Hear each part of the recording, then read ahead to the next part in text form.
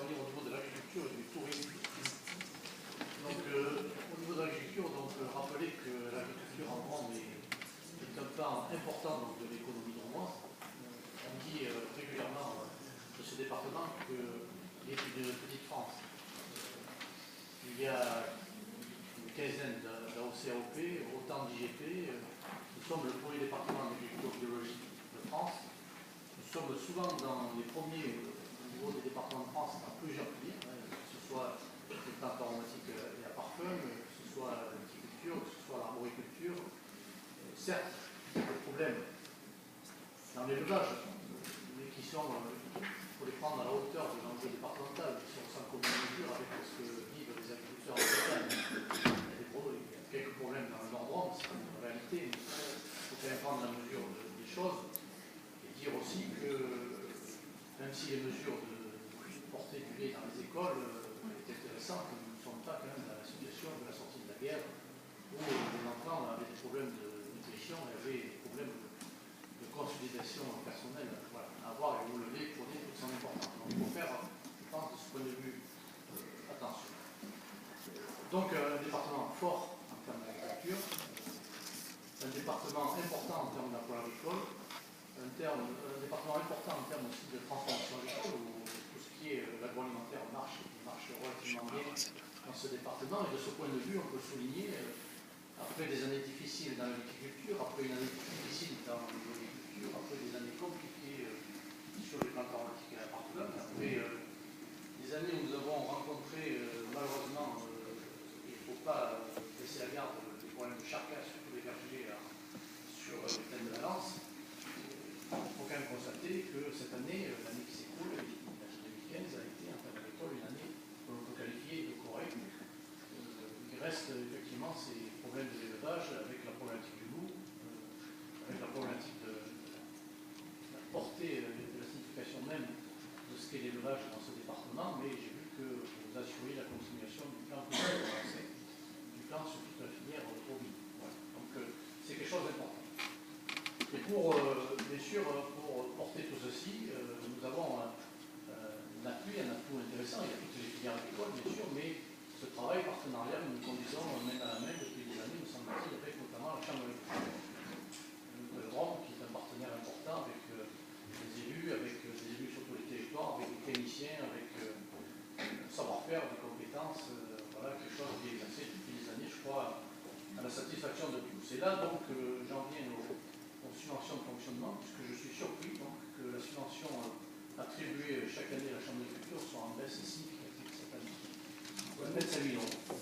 Je dis pourquoi je suis surpris, parce que toutes les subventions agricoles n'ont pas subi le même sort, et voir pénaliser donc, le principal opérateur et partenaire du département en termes de financement, c'est quelque chose qui, à mon avis, constitue certainement une erreur.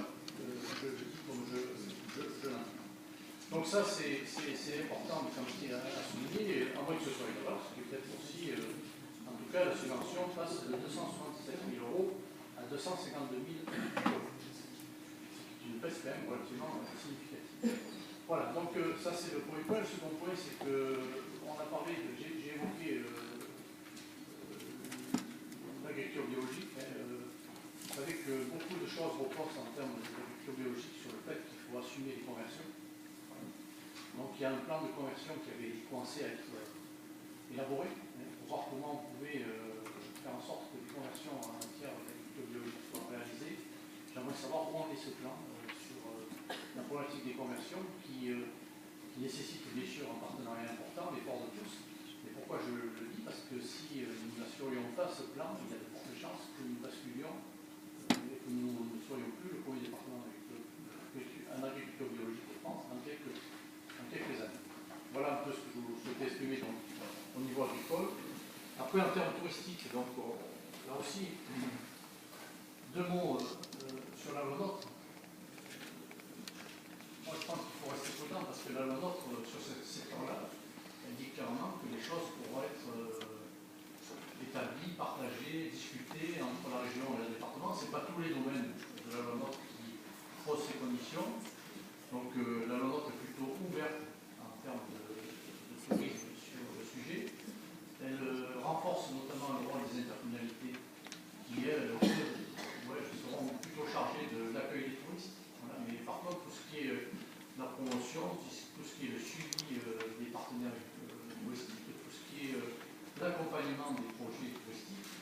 restera de la compétence à définir, en cours d'année 2016, à définir entre donc les départements et les régions. Je voudrais aussi dire que le tourisme dans ce département, c'est quelque chose là aussi de majeur. Pourquoi je dis que c'est quelque chose de majeur? Parce que c'est un des rares secteurs d'activité qui a produit de l'emploi ces dernières années. Contrairement à d'autres secteurs où on a constaté malheureusement des pertes d'emploi, le tourisme, lui, a créé des emplois ces dernières années. Le département de la Drôme, par rapport aux autres départements, alors de l'ex-région Rhône-Alpes, mais si on rajoute l'Auvergne, je ne crois pas que ça fera quelque chose de différent, était un des rares départements, sinon le seul, à progresser en termes d'unités touristiques. Nous avons eu plus 600 000 unités touristiques sur la période qui vient de passer, les 5-6 ans qui viennent de passer. D'ailleurs, mon successeur, Nicolas d'Aragon, avait établi un nouveau schéma d'orientation touristique ces dernières semaines, ces derniers mois, qui continuait l'engagement sur cette vocation touristique de ce département et qui contribuait donc à développer une image forte donc, à l'extérieur, à développer des établissements, des accueils, des hébergements de grande qualité sur ce territoire et à développer aussi une image qui rejoint l'agriculture, puisqu'on a évoqué ces produits, cette excellence, les AOC, les AOP, les IGP, pour les départements biologiques de France. Et bien sûr, le tourisme participe grandement au développement de l'agriculture sur tout ce qui est les circuits courts, tout ce qui est les caveaux, l'accueil des personnes sur les territoires. On peut tous le vérifier quand on va sur les territoires.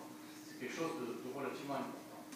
Et là aussi, donc, quand on voit le budget touristique, alors M. Lampé n'a peut-être pas de chance, c'est beau que le budget touristique est revu à la baisse. C'est ainsi.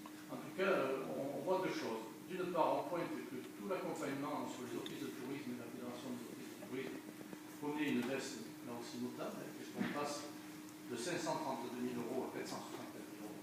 Ça fait quand même moins de 70 000 euros. C'est pas 9-15%. Et plus surprenant aussi, c'est que nous assistons à une baisse importante de l'accompagnement des projets sur les hébergements touristiques, puisque l'enveloppe que vous nous avez proposée tout à l'heure est une enveloppe qui passe de 350 000 euros en 2015 de crédit de paiement, on parle bien de crédit de paiement, à 230 000 euros de crédit de paiement, donc ce qui fait quand même là une baisse de 30%, plus de 30% de l'enveloppe, ce qui, à une époque où, nous semble-t-il, on doit investir dans l'économie touristique, qui est le principal pôle de développement de notre département, c'est certainement un mauvais message qu'on envoie là aussi aux porteurs de projets en termes d'hébergement touristique. Voilà ce que je voulais dire.